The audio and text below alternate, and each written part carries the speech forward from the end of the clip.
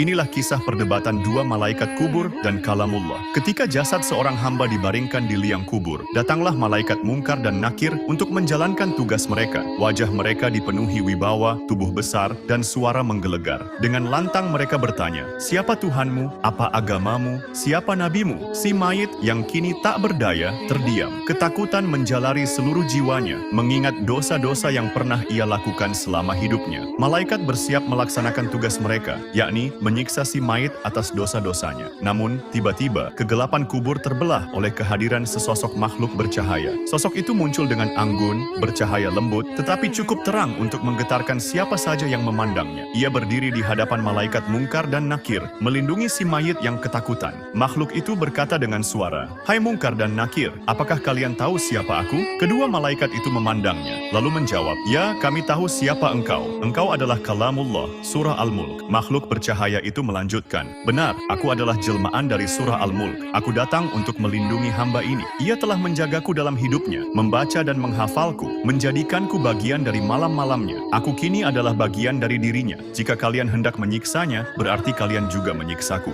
Mendengar hal itu, Mungkar dan Nakir tampak ragu. Salah satu dari mereka berkata, "Wahai Kalamullah, kami tidak ingin menyakitimu, karena engkau adalah firman Allah yang suci. Namun, tugas kami adalah menyiksa hamba ini atas dosa-dosanya. Ia telah banyak melakukan kesalahan dalam hidupnya, dan kami diperintahkan untuk melaksanakan hal ini." Surah Al-Mulk tidak gentar. Ia berkata lagi, "Aku tahu ia penuh dosa. Namun, bukankah aku diciptakan untuk menjadi syafaat bagi siapa saja yang mencintaiku? Jika kalian tetap ingin menyiksanya, izinkan aku terlebih dahulu menghadap Allah untuk memohon perlindungan baginya." Tanpa menunggu jawaban, surah Al-Mulk melesat menuju hadapan arsy Allah. Dengan penuh kerendahan hati, ia memohon kepada Allah, "Ya Allah, hambamu ini telah menjagaku sepanjang hidupnya. Ia membaca dan menghafalku, menjadikanku bagian dari jiwanya. Meski dosa-dosanya banyak, aku memohon kepadamu. Wahai Zat yang Maha Pengasih, lindungilah ia dari siksa kubur." Allah yang Maha Penyayang mendengar permohonan surah Al-Mulk, lalu menjawab, "Wahai kalamku, aku telah menjadikan engkau sebagai rahmat dan pelindung bagi hambaku yang menghafal dan menjagamu.